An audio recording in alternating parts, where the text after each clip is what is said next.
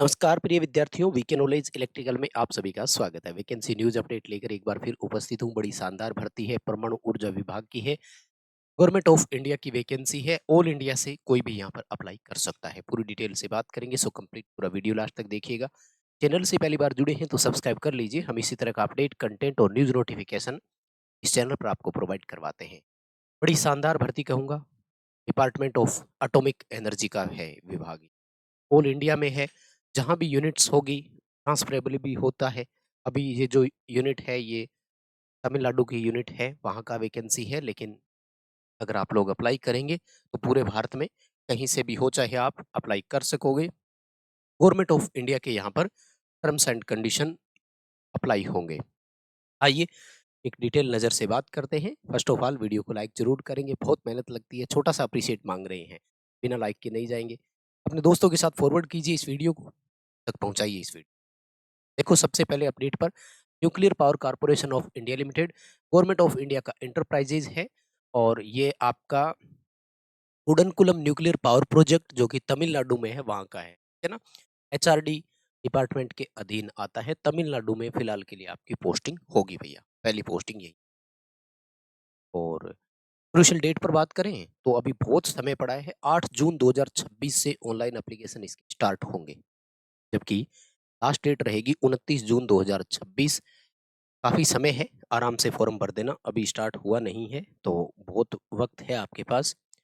ठीक है, सबसे पहले वैकेंसी डिटेल की बात करें तो यहाँ पर देखो टोटल 255 सीट है। 255 टोटल यहाँ पर सीटें रहेगी। सबसे बड़ी बात, पिछली भर्ती में बैकलॉग बहुत रह गई थी। अब देखो, एससी की 23 सीटें बैकलॉग थी, ओबीसी की 21 सीटें बैकलॉग थी।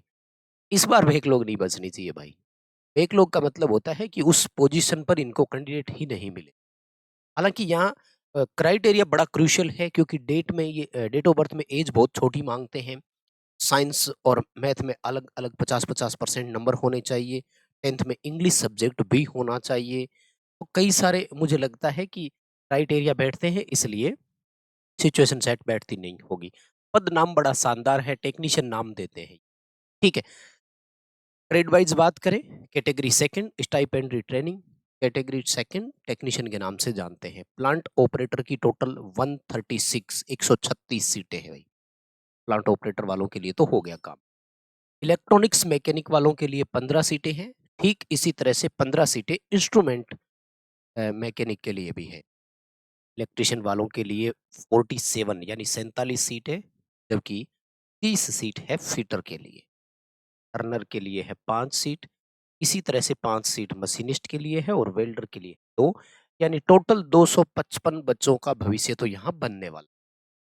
जिस हिसाब के डिपार्टमेंट है, इतनी सीटें मुझे लगता है ठीक है और पर्याप्त है। ऐसी सीटें आती है ना। अब यहाँ पर अपन 2500 सीट की तो देखो उम्मीद करने से, ये भी 2-2 साल में, 3-3 साल में वैकेंसी आती रहे टाइम टू टाइम तो ठीक ही बात है, सीटें भर दी जाएगी। दिक्कत क्या है, कोई प्रॉब्लम नहीं है।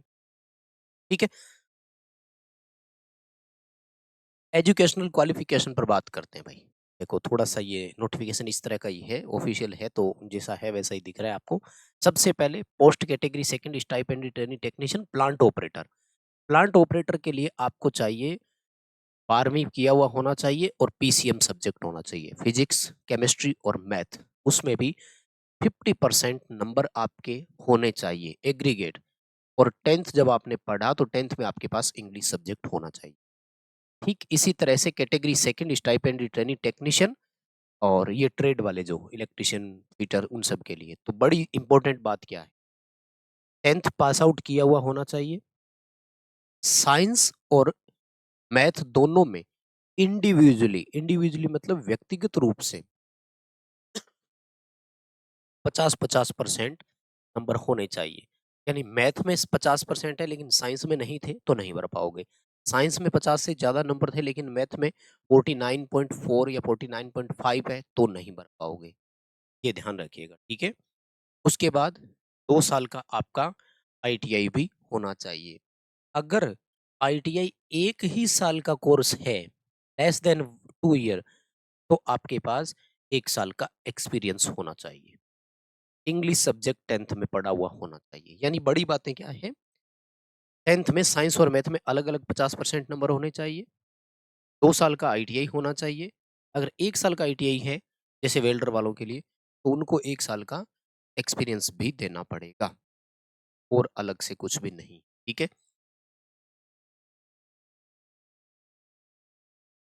जितने भी डाटा कैलकुलेशन है वो फॉर्म भरने की लास्ट डेट के हिसाब से 29 जून 2026 के हिसाब से होगा, ठीक है? प्रोजेक्ट जब बनाया तो लैंड अफेक्टेड बच्चे जो है उनको इसमें 20% स्कोर में बोनस मिलेगा, जो वो रिटन एग्जाम में लेकर आएँगे उसमें, ठीक है? क्वालिफिकेशन और एक्सपीरियंस इस पर बात हो चुकी है, दोबारा बोलने की ज़रूरत नहीं है शायद। चलो, पेमेंट की बात करते हैं। 2 साल का आपका ट्रेनिंग रहेगा, यानी 24 महीने का। पहले साल 20,000 रुपए, दूसरे साल 22,000 रुपए मिलेंगे। एक बार आपको 3,000 रुपए भी देंगे बुक अलाउंसेस के नाम से। रेगुलर होने के बाद आपको नाम दिया जाएगा टेक्नीशियन बी, लेवल 3 में रखेंगे। 21,700 बेसिक होगी। ईयरनेस अलाउंस जो भी लागू होगा, आज के हिसाब से 60% है। आप लोगों के तब तक 8वां वेतन आयोग भी लग चुका होगा। टोटल सैलरी आज के हिसाब से आपको टोटल सैलरी 34,700, ये कम से कम है देखो। ईयरनेस अलाउंस तो बढ़ी जाएगा तब तक और, तो मेहनत करो भैया, 40,000 के करीब हाथ में होगी आपके, ठीक है? और बड़ी बातें क्या बताऊँ, बताइए? 24 महीने की ट्रेनिंग, स्टाइपेंड, बुक अलाउंस, ठीक है, कोई बात नहीं। ये ऐसे ही है, सारी बातें होती रहेगी। हाँ, ऐज पर आते हैं। 18 से लेकर 24 साल की एज, बस हो गया ना काम खत्म यहाँ। बहुत सारे बच्चे मेरे बाहर हो गए हैं। ये अनरिजर्व और ईडब्ल्यूएस वालों के लिए है। रिजर्व कैटेगरी में एज पर रिजर्वेशन छूट मिल जाएगी, जैसे ये रहा। किस किस को कितना है? नॉन क्रीमिलियर ओबीसी को 3 साल का, एससी और एसटी कैंडिडेट्स के लिए 5 साल का। फिजिकली हैंडीकैप्ड है तो अनरिजर्व ईडब्ल्यूएस में 10, बाकी 13, 15 इस तरह से इन सर्विस वो सारे है ही डाटा। यानी कुल मिलाकर के आप मेन यही मानकर चलो, है ना? 18 से लेकर कितना था? 24 साल। अब यहाँ क्या काम होगा बताओ? कि कौन-कौन बाहर हो गए एज की वजह से, बताना कि मैं नहीं भर पा रहा हूँ। ठीक है? सिलेक्शन प्रोसेस सबकी कॉमन है, थोड़ा-सा फिजिकली है वो भी ध्यान रखना। 160 सेंटीमीटर की हाइट, 45 किलो 500 ग्राम वज़न भी होना चाहिए और सिलेक्शन प्रोसेस सेम वैसे ही है ना? प्रीलिम्स, फिर एडवांस और उसके बाद में आपका स्किल टेस्ट है। इसके लिए इलेक्ट्रीशियन वालों के लिए स्पेशल टेस्ट सीरीज़ आपको हमारे ऐप में मिल जाएगी और ट्रेड स्पेशल आप लोग ये बुक ज़रूर पढ़ें। इंग्लिश मीडियम वालों के लिए ये बुक है, हिंदी मीडियम वालों के लिए ये है।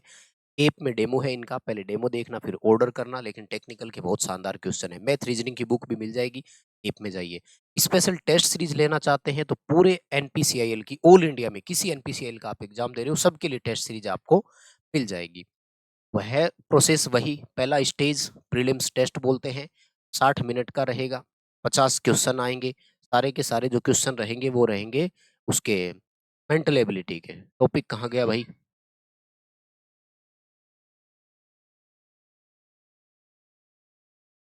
सॉरी, ये जो 50 क्वेश्चन मेंटल एबिलिटी नहीं, सॉरी, ये जो 50 क्वेश्चन रहेंगे इसमें 20 मैथ के रहते हैं, 20 साइंस के रहते हैं और 10 जनरल अवेयरनेस के रहते हैं, सॉरी, इसमें सारे वही रहते हैं। और जो स्टेज सेकंड होगा उसमें 50 क्वेश्चन आएंगे ट्रेड स्पेशल, ठीक है? यहाँ पे आपके 3 सब्जेक्ट है, मैथ, साइंस और जनरल अवेयरनेस, ठीक है?